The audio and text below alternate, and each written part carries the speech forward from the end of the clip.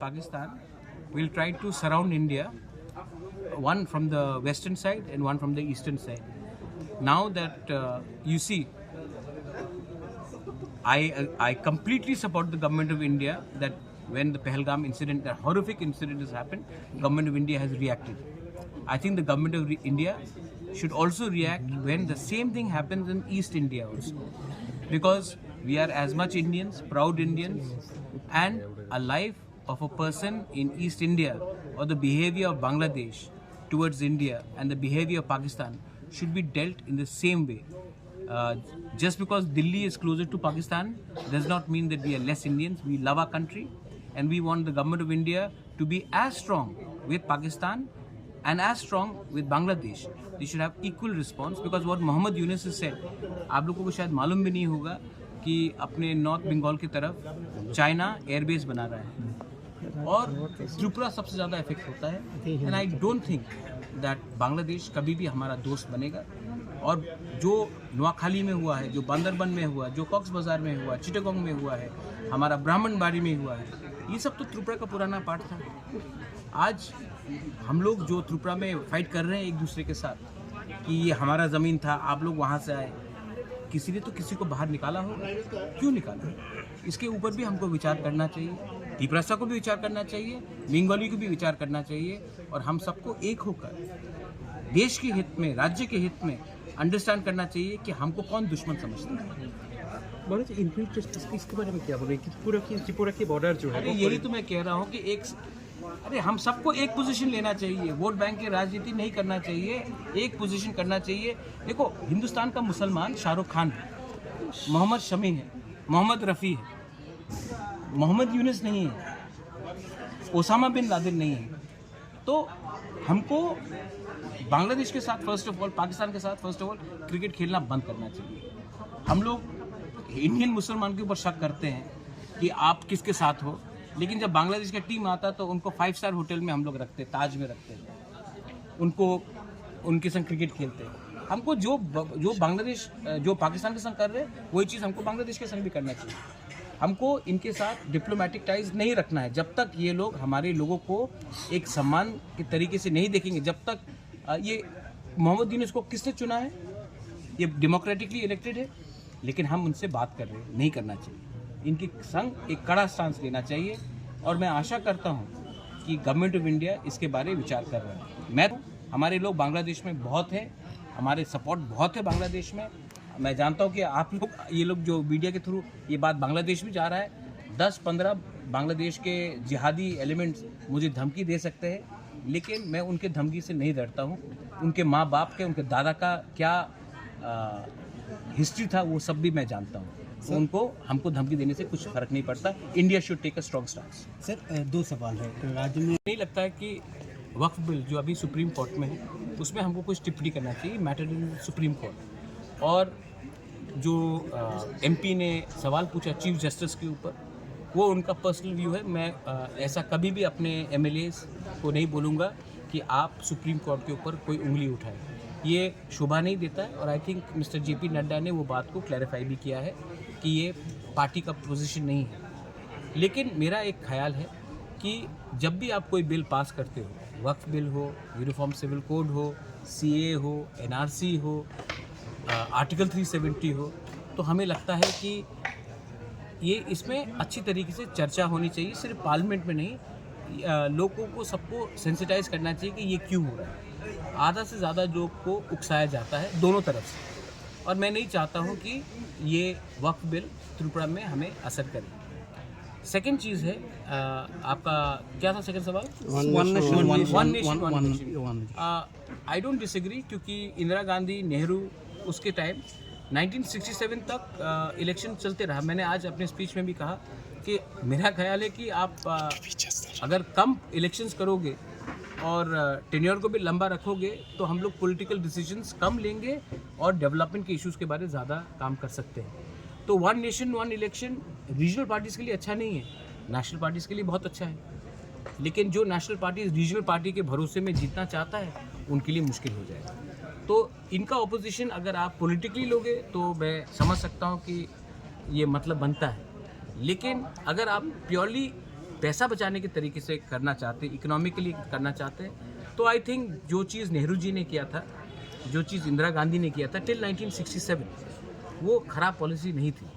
तो अगर ये करना है तो आप पहले 2 साल के अंदर पूरे इंडिया में एक असेंबली इलेक्शन कीजिए और लोकसभा 5 साल बाद कीजिए। लेकिन दोनों असेंबली और लोकसभा शायद एक टाइम करने में मुश्किल भी होगा।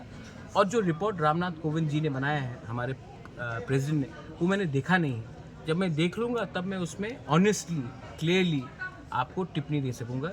लेकिन मेरा पॉलिटिकल पोजीशन इसमें है कि इलेक्शंस कम हो, ना कि हर 3 महीने में इलेक्शंस हो। लेकिन इसका ये मतलब नहीं है कि आप 10 इलेक्शन एक साथ ही कर लीजिए और पैसे और इलेक्शन कमीशन के बलबूते में हर इलेक्शन जीत जाए। नहीं, बहुत गलत है। और सच बात बोले तो ये जो कश्मीर में हुआ है, इसका जवाब हमको देना चाहिए। मैं सिर्फ कश्मीर के बारे में नहीं बोलूँगा, क्योंकि हम लोग त्रिपुरा में हैं। मैं जानता हूँ कि बांग्लादेश में भी क्या हो रहा है। और हमने पहले से कहा कि माइनॉरिटीज़ को टारगेट किया जा रहा है। तो बांग्लादेश में जो माइनॉरिटीज़ को टारगेट किया गया और जो कश्मीर में हुआ, ये बात क्लियर है कि फंडामेंटलिज्म, कोई भी तरीका का फंडामेंटलिज्म को आप जस्टिफाई नहीं कर सकते। और जैसे किसी को आइडेंटिफाई करके मारा गया, वैसे ही तो कुमिल्ला में भी हुआ 1946 में, नोआखाली में भी हुआ। और मैं यही बात अपने CPM के दोस्त को बोलना चाहता हूँ कि आपको ओपनली जब कोई कम्युनल पॉलिटिक्स करता है हमारे नेबरिंग कंट्रीज़ में और इंडिया में भी, तो आपको फेयर होना चाहिए। जहाँ में गलती कुछ हो रहा है आपको बोलना चाहिए और हमें चुप नहीं बैठना चाहिए। मैं इसी के लिए तो पहले भी मैंने बोला कि मानिक बाबू, आज मुझे बहुत CPM के लोग ने सवाल पूछा है कि आप क्यों ऐसा स्टांस ले रहे हो। मैं बोल रहा हूँ कि आप भूल गए क्या आपके घर को जलाया गया, आपके माँ बाप को, ग्रैंडफादर्स को मारा गया, बलात्कार हुआ, किसके लिए हुआ? क्योंकि आपका धर्म अलग था। इसी के लिए तो हिंदुस्तान और पाकिस्तान बना। तो ये ऐसा रंग का राजनीति से आज आप देखिए पाकिस्तान का क्या स्थिति है। आज इंडिया सुपर पावर के मुकाम में है। And look at the condition of Bangladesh and Pakistan. And Bangladesh के ऊपर सबसे ज़्यादा अत्याचार किसने किया? इंडिया ने किया? नहीं, पाकिस्तान ने किया। वेस्ट पाकिस्तान की आर्मी ने बांग्लादेश के महिला के ऊपर बलात्कार किया, उनके लोगों को मारा। आज वही बांग्लादेश पाकिस्तान से हेल्प ले रहा है। तो धर्म के नाम में लोग आतंकवाद फैलाते हैं। इसका ये मतलब नहीं है कि हमें हर आदमी के दाढ़ी को देखकर बोलना चाहिए कि वो आतंकवाद है। और मुझे नहीं लगता है कि हर आदमी के हाथ में त्रिशूल भी होना चाहिए। हमारे हाथ में कलम होना चाहिए और इसी से हम लोग आगे बढ़ेंगे। जहाँ में गरीबी ज़्यादा है, जहाँ में अनएम्प्लॉयमेंट ज़्यादा है, वहाँ में लोग धर्म के नाम में, आइडियोलॉजी के नाम में आतंकवाद फैलाएंगे। Sir, you have just now. It's very clear that maximum Tiprasas, Hindus, Christians, Buddhists, atheists want to write in a script that they want to write in. That cannot be imposed on any community. Now, the issue of the delay on the script was that the government of India has to accept it in the 8th schedule. 8th schedule is a subject of the government of India. But like Mizoram, Meghalaya, Nagaland, many other parts where the local language is not in the 8th schedule, they are still allowed to write in a script that they want. Let the government of India decide in its due time. But as state government, we should be very clear that we have to ensure what the indigenous people of Tripura want. If they want it in Roman script, give it. Don't try to pass the buck to the government of India. I think that is something fundamental. It has not happened for almost 5 decades. In 5 decades, we've had BJP, we have had Congress, we have had CPM. The stance has been to deny the indigenous people, and I think that is very wrong. Madam sir वो हाँ, अभी meeting भी होने की बात थी, लेकिन ये पहलगाम में होने के बाद शायद थोड़ा डिले हो गया। हम तो 28 तारीख को दिल्ली जा रहे थे इसके मीटिंग के लिए, लेकिन ये क्योंकि कश्मीर में कुछ हुआ है तो थोड़ा डिले तो होगा। लेकिन we are almost in the last stage. आज भी मेरा मीटिंग है मुख्यमंत्री जी के साथ। ADC इलेक्शन के पहले कुछ डिले कर इलेक्शन से आप मत जोड़िए इसको। एडीसी इलेक्शन हो या ना हो, हमको अपने लोगों को अधिकार मिल गया तो हम लोग आगे बढ़ सकेंगे। अगर आप इलेक्शन से इसको रिलेट करेंगे तो लोग आपके ऊपर विश्वास नहीं करेंगे। आई थिंक त्रिपुरा को आगे बढ़ना है। आप भी चाहते हैं त्रिपुरा आगे बढ़े, मैं भी चाहता हूँ कि उन्नति हो। तो अगर आप इसको वोट बैंक से लेकर ज्वाइन करेंगे तब आप कुछ भी दे दीजिए, लोग दिल से आपको प्यार नहीं करेंगे। और मैंने यही बात गवर्नमेंट ऑफ इंडिया को बोला, अगर आप चाहते हैं कि दिल से हमारे लोग आभारी हो तो आपको इलेक्शन से इसको लिंक नहीं करना चाहिए। ये जो ब्रू अकॉर्ड हुआ 2019 में, असेंबली इलेक्शन 2023 में था, तभी भी वोट बैंक नहीं देखकर ब्रू का समस्या का हल दिया गया। इसी के लिए I still appreciate the role of government of India for the Bru accord. लेकिन अगर आप इलेक्शन को देखकर हमारा त्रिपुरा अकॉर्ड को इम्प्लीमेंट करेंगे तब तो ये लेना देने का सवाल हो जाएगा और ये शोभा नहीं देता गवर्नमेंट ऑफ इंडिया को।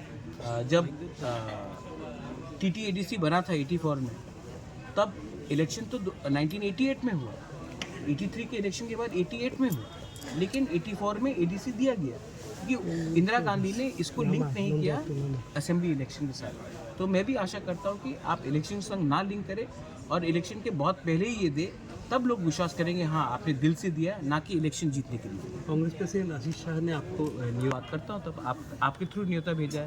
अगर मुझे फ़ोन कर लेते, आशीष बाबू के संग मेरा बहुत अच्छा रिलेशनशिप है, राहुल गांधी के संग मेरा बहुत अच्छा रिलेशनशिप है, प्रियंका गांधी के संग मेरा बहुत अच्छा रिलेशनशिप है। मैंने पॉलिटिक्स राहुल गांधी या अमित शाह के लिए ज्वाइन नहीं किया, मैंने पॉलिटिक्स ज्वाइन किया था अपने लोगों को उठाने के लिए, और जो हमारे लोगों के साथ है मैं उनके साथ दोस्ती करने के लिए तैयार हूँ।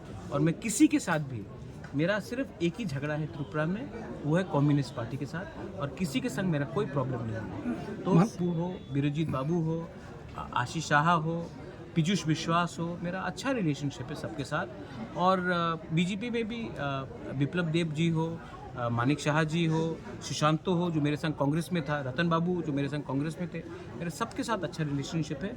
मेरा किसी के संग दुश्मनी नहीं है, लेकिन मेरा फर्स्ट लॉयल्टी हमारे ADC में जो त्रिपुरा है उनको उठाने के लिए, और जो मैं उसी के साथ बात